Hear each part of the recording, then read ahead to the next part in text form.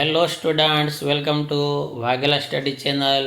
વિદ્યાર્થી મિત્રો, જો વાઘેલા સ્ટડી ચેનલમાં તમે સૌ પ્રથમ આવ્યા હોય તો આ ચેનલને લાઈક કરો, શેર કરો અને સબસ્ક્રાઈબ કરો, જેથી કરીને મારા તમામ નોટિફિકેશન તમારા સુધી ઝડપથી પહોંચી જાય અને તમે ઝડપથી દ્વિતીય પરીક્ષાની તૈયારી સારી રીતે કરી શકો. વિદ્યાર્થી મિત્રો, તમને ખ્યાલ છે કે આપણે ધોરણ 11 કોમર્સના વિષય એસપીસીસીનું સોલ્યુશન લઈએ છીએ, વાણિજ્ય, પત્ર વ્યવહાર અને સેક્રેટરીયલ પ્રેક્ટિસ. તો તેમાં વિભાગ એ અને બીનું સોલ્યુશન અપાઈ ગયું છે. આજે આપણે વિભાગ સીનું સોલ્યુશન લેવાનું છે. હવે તેમાં વાત કરીએ તો સૌથી પહેલાં વિભાગ 1 પ્રકરણ 3 તેનો સવાલ પહેલો છે કે વાણિજ્યિક પત્રના કાગળની ગડી કઈ રીતે કરવી એ માટેની સર્વ સામાન્ય પ્રથા વિશેની જાણકારી ટૂંકમાં આપો. તો જવાબ: કાગળ કે જેની ઉપર પત્રનું લખાણ થયું છે તેને પરબીડિયામાં મૂકતા પહેલાં નીચે મુજબ વધુમાં વધુ 3 ગડી આપી શકાય છે. સૌથી પહેલાં હાંસિયા જેટલી જગ્યા આવરી લેતી ઊભી ગડી આપવી. ત્યારબાદ પરબીડિયાના કદ પ્રમાણે આડી 2 ગડી આપવી, જેથી કાગળ 3 કે 4 ભાગોમાં વહેંચાઈ જાય. સવાલ બીજો: કયા પ્રકારની ગુણવત્તાવાળા કાગળનો ઉપયોગ વાણિજ્યિક પત્રલેખન માટે કરવામાં આવે છે? શા માટે? તો જવાબ: ઊંચી સારી ગુણવત્તાવાળા કાગળનો ઉપયોગ વાણિજ્યિક પત્રલેખન માટે કરવામાં આવે છે, કારણ કે તેના ઉપર શાહીના ધબ્બા કે શાહીનો ફેલાવો થતો નથી. બીજું, તેની જાડાઈ પ્રમાણમાં અન્ય પ્રકારના કાગળ કરતાં વધુ હોવાથી ફાઇલિંગ કરવા માટે પાડવામાં આવતા કાણા જલ્દી ખરાબ થતા નથી કે ફાટી જતા નથી. જવાબ ત્રીજો: સામાન્ય પ્રકારના પત્રો માટે બારીવાળું પરબીડિયું વાપરવું છે, સમજાવો.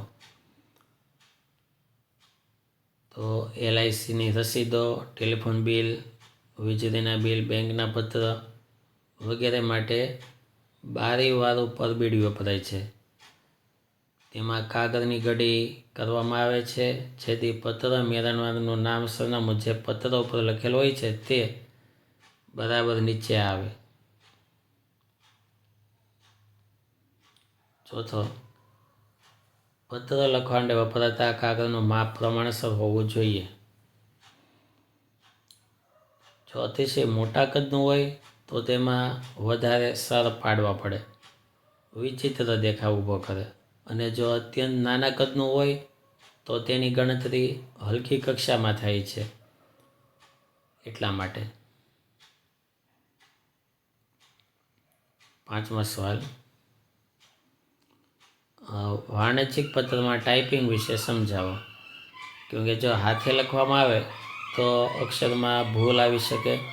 ટાઈપિંગથી કરવામાં આવે તો અક્ષરો પ્રિન્ટિંગ સારું થઈ શકે, સ્પષ્ટ વાંચી શકાય. હવે ટાઈપિંગ કમ્પ્યુટર દ્વારા થાય છે, એટલે સારા મરોડવાળા અક્ષરો રાખી શકાય છે અને આપણી ઈચ્છા પ્રમાણેના અક્ષરો પણ રાખી શકાય છે. પ્રિન્ટરની મદદથી ઝડપથી આપણે તેની ઝેરોક્ષ પણ લઈ શકીએ છીએ અને 2 લાઈન વચ્ચે જોઈએ તેટલી જગ્યા પણ રાખી શકાય છે, 1ની, 1.15ની, 1.5ની વગેરે.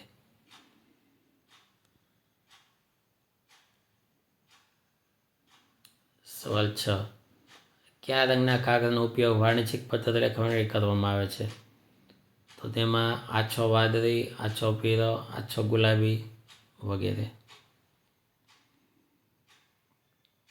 સવાલ 7: વાણિજ્યિક પત્રના બાહ્ય સ્વરૂપને કઈ કઈ બાબતો આકર્ષક બનાવે છે? તેમાં 6 બાબતો આવે: કાગળની પસંદગી, બીજું ટાઈપિંગ, ત્રીજું હાસ્ય, ચોથું ગડી કે સર, 5મું પરબીડિયું, 6થું પરબીડિયા પરનું લખાણ. સવાલ 8: પરબીડિયા પરના લખાણના મહત્વના અંગોની ટૂંકમાં સમજૂતી આપો. તો તેમાં પરબીડિયાના ઉપરના ભાગનું લખાણ આવે, બીજું પરબીડિયાના મધ્ય ભાગનું લખાણ અને ત્રીજું ડાબી બાજુના ભાગનું લખાણ. સવાલ 9: કાગળમાં હાંસિયો કઈ બાજુએ કેટલા માપનો રાખવામાં આવે છે? તો જમણી બાજુએ હાસ્ય 1 ઇંચનો અને ડાબી બાજુએ હાસ્ય 1.5 એટલે કે 1.5 ઇંચનો રાખવામાં આવે છે. 10મો સવાલ, આજના આધુનિક સમયમાં કયા પ્રકારના પત્રો ખૂબ જ પ્રચલિત બન્યા છે, શા માટે? તો પ્રિન્ટર અને કોમ્પ્યુટરમાં બનેલા પત્રો ખૂબ જ પ્રચલિત બનેલા છે કે જેનીથી ઝેરોક્સ ઝડપથી સારી રીતે કાઢી શકાય. પ્રકરણ 6 તેમના જવાબો. સવાલ પહેલાનો જવાબ, ઓર્ડર આપતા પત્રો લખવાને ધ્યાનમાં રાખવા લાયક બાબતો જણાવો. તો તેના પોઈન્ટ કે માલસામાનનો જથ્થો અને ગુણવત્તા સ્પષ્ટપણે દર્શાવવા, મંગાવવાના માલસામાનનું સંપૂર્ણ વર્ણન કરવું, ભાવપત્રકમાં જણાવેલ એકમ દીઠ કિંમતનો ઉલ્લેખ કરવો, જોઈતા પેકિંગ અંગે સ્પષ્ટતા કરવી જોઈએ અને ઓર્ડર સાથે મોકલેલ ચેક કે ડ્રાફ્ટ અંગે જણાવવું.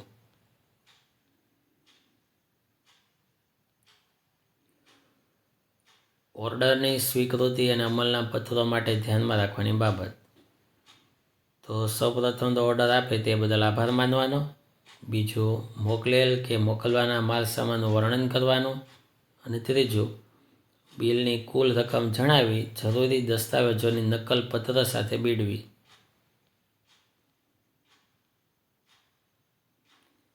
પછી માલ સામાનનો વીમો લીધો હોય તો વીમા પોલિસી જોડવી, નાણાંની લેવડ દેવડ અંગેની સ્પષ્ટતા કરવી વગેરે.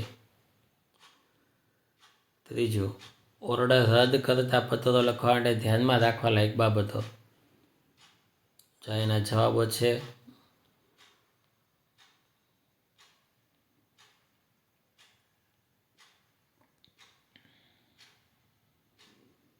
પછી વાણિજ્યિક પત્રોના સંદર્ભમાં ઓર્ડર આપતા પત્રો એટલે માલ સામાન મોકલવાની વિનંતી કરતા પત્રો. સમજાવો. ચોથો સવાલ, ઓર્ડર આપવાની પ્રક્રિયામાં ચોકસાઈની વિશેષ જરૂર પડે છે, સમજાવો.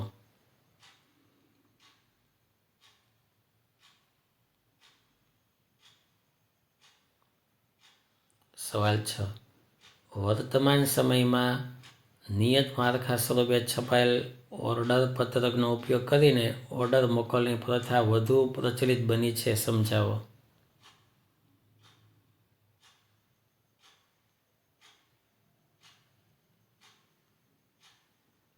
સવાલ 7, ઓર્ડર પત્રકનો નમૂનો જણાવો. તો આ તેનો નમૂનો છે. ટૂંકમાં કરી શકાય છે આમાંથી. ઉપર આવી રીતે હેડિંગ બાંધવાનું કોઈ પણ, પછી સાઈડમાં ઈમેલ, ફોન નંબર, સુગ્ન ગ્રાહક મિત્ર, પછી વિગત, સરનામું, નામ, વિભાગના અધિકારીનું નામ, હોદ્દાનું નામ અને જે ઓર્ડર આપવાનો હોય તેની વિગત, પછી નાણાં કઈ રીતે ચૂકવશું તે, વાહન માલસામાનનું માધ્યમ કઈ રીતે આવશે, પેકિંગની રીત, માલસામાન મોકલવાનો સમય, સહી અને તારીખ. વેચાણકર્તાને ઓર્ડર મળ્યા પછી જો માલસામાન મોકલવામાં વિલંબ થાય તેમ હોય તો શું કરવું જોઈએ?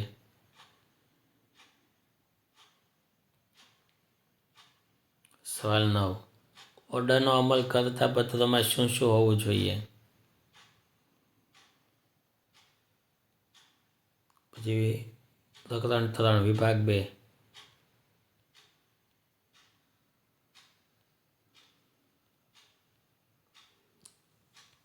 સવાલ પહેલો, કંપનીનું અસ્તિત્વ કેવા પ્રકારનું છે?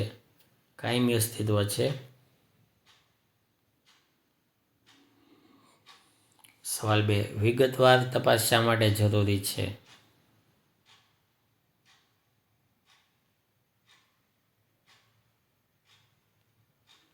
સવાલ 3, નિયમન પત્ર કયા પ્રકારનો દસ્તાવેજ છે? સવાલ 4, કંપનીની સ્થાપનાને કેટલા અને કયા તબક્કાઓમાં વહેંચવામાં આવે છે? સવાલ 5, શા માટે દરેક સંચાલકે લેખિત સંમતિ આપવાની હોય છે?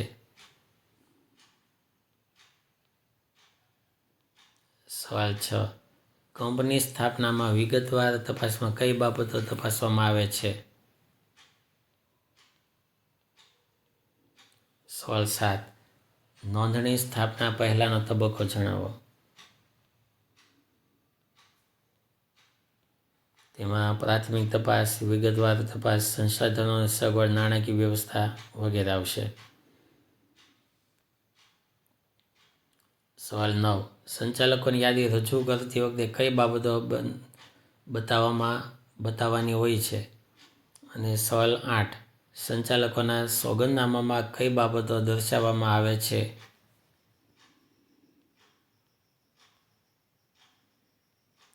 સવાલ 10. કંપનીના લક્ષણો જણાવો.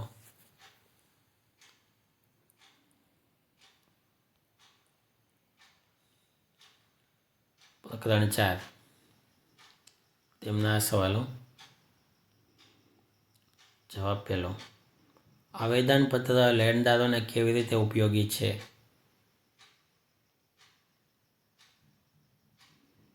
સવાલ 2. એક રાજ્યમાંથી બીજા રાજ્યમાં રજિસ્ટર્ડ ઓફિસ પરિવર્તન કેવી રીતે થઈ શકે?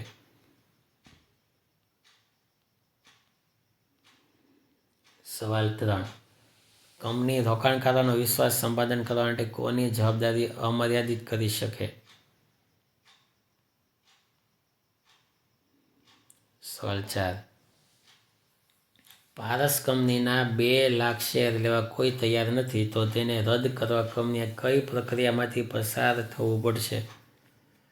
તો કંપનીએ આટલી પ્રક્રિયા કરવી પડે. એના 2 લાખ શેર કોઈ લેતું ન હોય તો કંપનીએ શેર પરત ખરીદી, બાય બેક ઓફ શેર્સ અથવા મૂડી ઘટાડા, કેપિટલ રિડક્શનની કાનૂની પ્રક્રિયામાંથી પસાર થવું પડે. આ માટે ડિરેક્ટર મંડળની મંજૂરી લેવી પડે, સામાન્ય સભામાં વિશેષ ઠરાવ કરવો પડે અને securities and exchange board of India SEBI અથવા નેશનલ કંપની લો ટ્રિબ્યુનલ જેવી સંસ્થાઓની મંજૂરી લેવી જરૂરી છે. સવાલ 5. વિનય કંપની પોતાની અધિકૃત મૂડીમાં વધારો કરવા માગે છે તો કંપની આ માટે કઈ પ્રક્રિયામાંથી પસાર થવું પડશે? તો કંપની ધારાની કલમ 66 મુજબની પ્રક્રિયા. કંપનીએ અધિકૃત મૂડીમાં વધારો કરવા માટે પ્રથમ કંપનીના સંચાલક મંડળની સભા બોલાવીને મૂડી વધારાનો ઠરાવ કરવો પડે. ત્યારબાદ સામાન્ય સભામાં સભ્યોની મંજૂરી મેળવવી પડે. ઠરાવ પસાર થયા બાદ 30 દિવસમાં તેની નકલ કંપની રજિસ્ટ્રાર ROCને મોકલવી ફરજિયાત છે. કંપનીના નિયમનપત્રમાં ફેરફાર કરવો પડે. સવાલ 6. જવાબદારીની કલમમાં કેવી રીતે ફેરફાર થઈ શકે?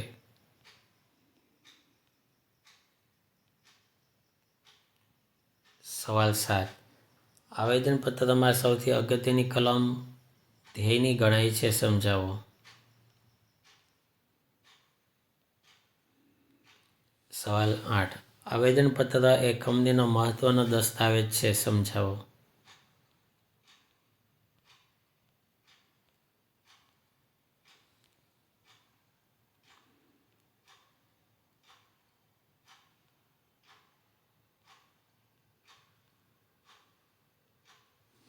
સવાલ 9.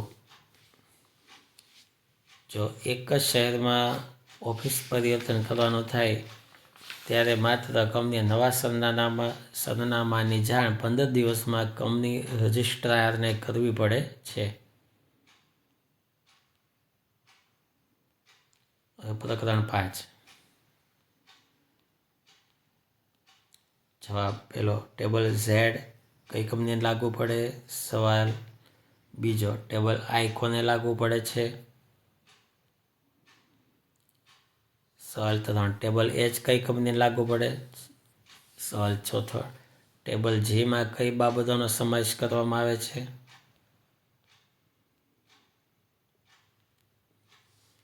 સવાલ 5. કઈ વ્યક્તિઓએ નિયમનપત્રમાં સહી કરવી પડે છે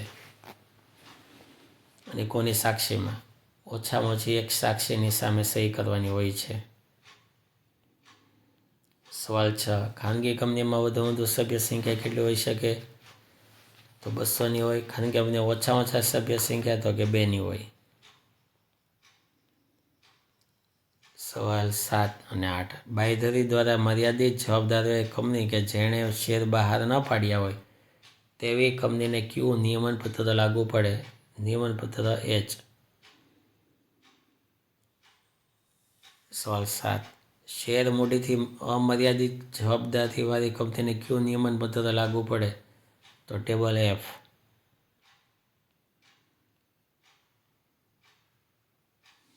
સવાલ 9. કયા પ્રકારની કંપનીઓએ ટેબલ Fનો સ્વીકાર કરીને નિયમનપત્ર તૈયાર કરવાનું હોય છે?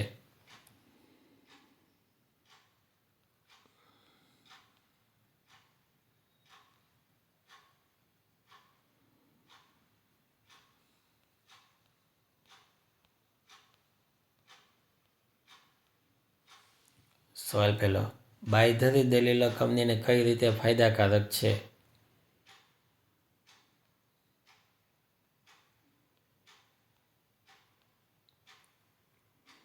સવાલ 2. સેક્રેટરીએ રજિસ્ટ્રાર પાસે વિજ્ઞાપનપત્ર નોંધાવતા પહેલાં કઈ બાબતો જોવી પડે છે?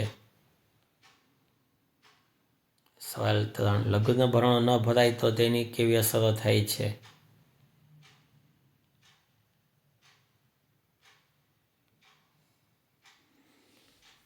પછી આ ચોથો, પાંચમો અને છઠ્ઠો ત્રણેય લાઈનમાં જવાબો છે. અને જવાબ 7. તો આ 4 જવાબો આમાંથી તૈયાર કરવા. સવાલ 8. ફોજદારી જવાબદારી એટલે શું?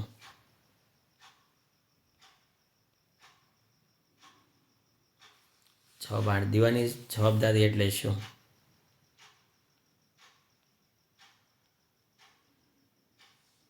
સવાલ 10. લઘુત્તમ ભરણો કોને કહેવાય? તો આ રીતે તમામ સવાલો અહીંયા પૂરા થાય. તો આ રીતે તૈયારી કરજો. વિભાગ છે અહીં પૂરો થયો. Thank you very much.